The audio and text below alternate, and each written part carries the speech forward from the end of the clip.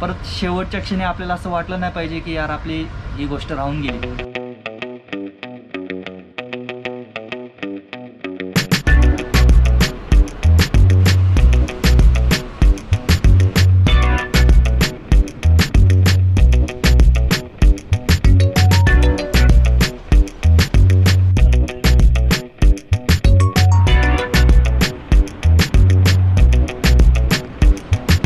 नमस्कार मित्रांनो, मी विजय तुमचं पुन्हा स्वागत करतो आपल्या आणखी एका नवीन व्हिडिओमध्ये. तर मी आज आलेलो आहे महाराष्ट्राच्या ऐतिहासिक राजधानीमध्ये म्हणजेच कोल्हापूरमध्ये. आणि कोल्हापूर गूळ आणि कुस्तीसाठी सुद्धा प्रसिद्ध आहे. स्वारगेटवरून निघालो 11:30 वाजता. अर्नाळा कोल्हापूर गाडी भेटली आणि पहाटे मी 3:30 वाजता आलो. जेव्हा पोहोचलो म्हणजे गाडीमध्ये जेव्हा झोपलेलो होतो तेव्हा असं वाटलं मला की आज काय ब्लॉग होणारच नाही, कारण की आळस वगैरे. पण आता जसं नाश्ता केला आहे, चहा घेतला आहे, तसं एकदम फ्रेश वाटतं आहे. आणि गाडी तशी आपली पहिली गाडी बहुतेक 5:30ला आहे आणि आता टाईम झाला आहे, आत्ता 5 वाजलेत. आणि मी इथं थोडीशी लाईट चांगली आहे त्याच्यामुळे मी इथं तुमच्याशी बोलत आहे. 2 प्लॅन होते माझे, एक कोल्हापूर नाशिक, दुसरा बस चालू असेल तर कोल्हापूर रत्नागिरी बस चालू आहे. तर आपण कोल्हापूर रत्नागिरीच ब्लॉग करणार आहोत. बघूया कसा होतं ब्लॉग, तुम्हाला पण एन्जॉय येईल, कारण की हा संपूर्ण रस्ता घाटाचा आहे. त्यामुळे खूप मजा येणार आहे प्रवासामध्ये आणि शेवटपर्यंत व्हिडिओ नक्की बघा.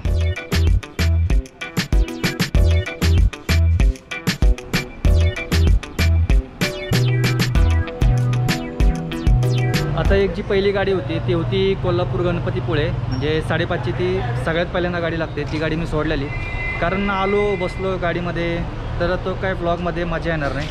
त्यामुळे मग आता मी चौकशी केली की 6 वाजतासुद्धा एक आपल्यासाठी गाडी आहे. आपल्यासाठी म्हणजे स्पेशल आपल्यासाठी नाही, पण 6 वाजता गाडी आहे. आणि थोडासा अंधार पण होता की म्हणलं मग पुढचं काय दिसणार पण नाही, किंवा मी असा हट्ट करणार नाही कुठल्या व्हिडिओमध्ये की मला पुढंच बसायचं आहे. मी फक्त एका गोष्टीसाठीच असा विचार करत होतो की तुम्हाला आनंद मिळावा, कारण की तुम्ही माझ्या आधीचे व्हिडिओ पाहिले असतील, पुढंच बसायचं आहे मला वगैरे असं काही नव्हतं.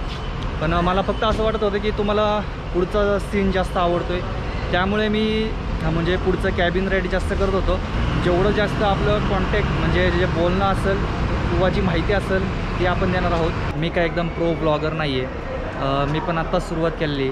आणि जसं जसं अनुभव येईल, जसं जसं माझा म्हणजे एक्सपिरियन्स वाढत जाईल यूट्यूबमधला, तशा इम्प्रूव्हमेंट होतच जाईल. आणि ज्या काय गोष्टी माझ्या व्हिडिओमध्ये बोलायच्या राहत्यात त्यासुद्धा मी इम्प्रूव्ह करण्याचा प्रयत्न करत आहे. तरी पण तुम्ही कमेंट करून सांगा की अजून व्हिडिओमध्ये आपल्याला काय इम्प्रूव्हमेंट करायची. तर आली आता कोल्हापूर. तर आता गाडी आलेली आहे आपली कोल्हापूर रत्नागिरी आणि आपल्या गाडीचा मार्ग आहे कोल्हापूर, मलकापूर, साखरपा, पाली, रत्नागिरी. कोल्हापूर ते रत्नागिरी आपलं अंतर आहे फक्त 132 किलोमीटर. आणि हे बघा, फक्त 132 किलोमीटरसाठी आपल्याला 3 तास 23 मिनटं लागणार आहेत. त्याचं कारणही तसंच आहे, म्हणजे कोल्हापूरपासून ते रत्नागिरीपर्यंत म्हणजे असं म्हणलं तरी हरकत नाही, संपूर्ण घाट रस्ताच आहे. आणि तो बघायला जी मजा येणार आहे ना आता, ती शब्दात सांगू शकत नाही. परत शेवटच्या क्षणी आपल्याला असं वाटलं नाही पाहिजे की यार आपली ही गोष्ट राहून गेली. त्यामुळे मी हे प्रवास व्हिडिओ करतो आहे.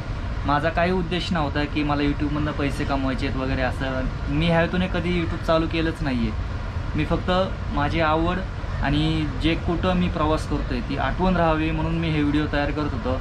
पण तुम्ही एवढं प्रेम दिलं माझ्या व्हिडिओला आणि देवाचे पण आशीर्वाद होते, त्यामुळे हे सगळं शक्य झालं. माझी पण जबाबदारी आहे की तुम्हाला चांगला कंटेंट देणं.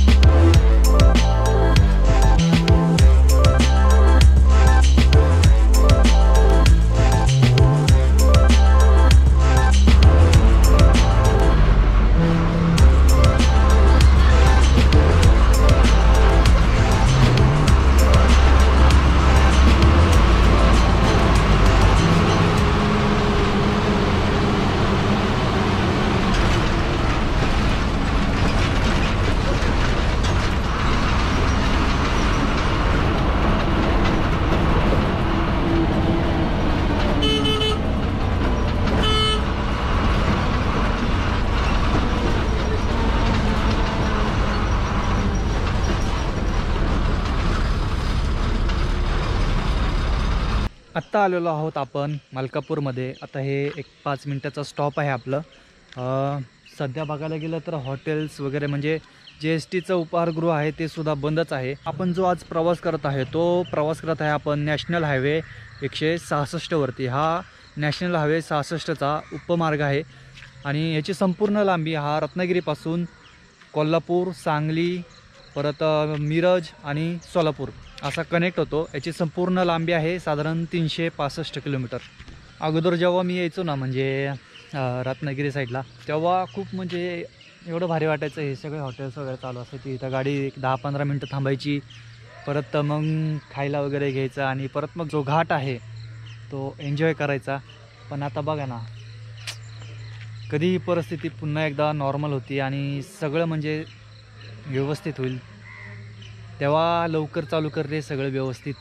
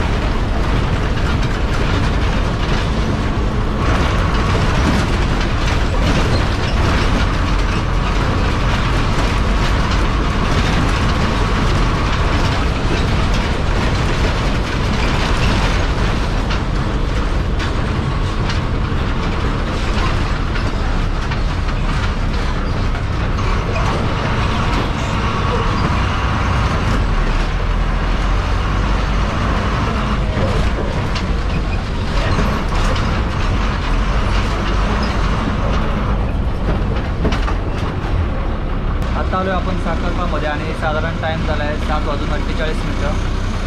इथून एक मार्लेश्वरसाठी बस जाते, पण आता इथं कोणच दिसत नाही आहे. तर चौकशी केली असते आपण त्या बसची. साखरपावरून मार्लेश्वरसाठी बस आहे, तो एक रूट करायचा आपल्याला आणि कधी भविष्यात जर आलो तर आपण तो रूट करूया.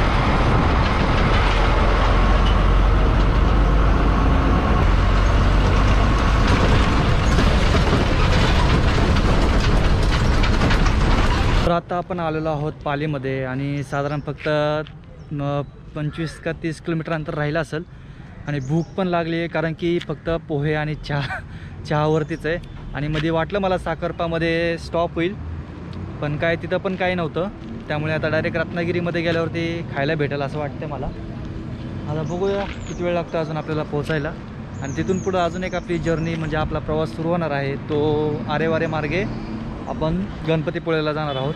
पण हा व्हिडिओ तुम्ही कोल्हापूर ते रत्नागिरी आणि पुढे मग दुसऱ्या व्हिडिओमध्ये तुम्ही ते बघणार आहात.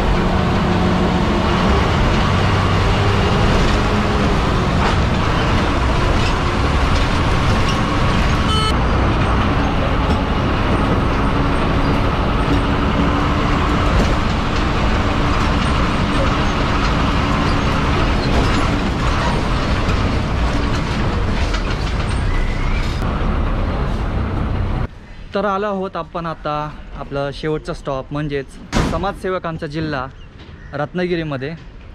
पण ॲक्च्युली मी जेव्हा आलतो तेव्हा हे वेगळं एस टी स्टँड होतं ना आणि आत्ता हे वेगळे आहे, हे दुसरं एस टी स्टँड आहे का. तर हा होता आपला आत्ता इथं रत्नागिरीपर्यंतचा प्रवास आणि आता इथून आपण पुढे प्रवास करणार आहोत रत्नागिरी ते गणपतीपुळे वाया आरेवारे. आणि ज्या गाडीमध्ये मी आत्ता आलो कोल्हापूरवरून रत्नागिरीपर्यंत त्याच गाडीमध्ये मी पुढे कंटिन्यू करणार आहे प्रवास. तर तुम्हाला कोल्हापूर ते रत्नागिरी प्रवास कसा वाटला कमेंट करून नक्की सांगा. आवडला असेल तर लाईक शेअर आणि सबस्क्राईब करायला विसरू नका आणि पुढचा प्रवास बघायला विसरू नका.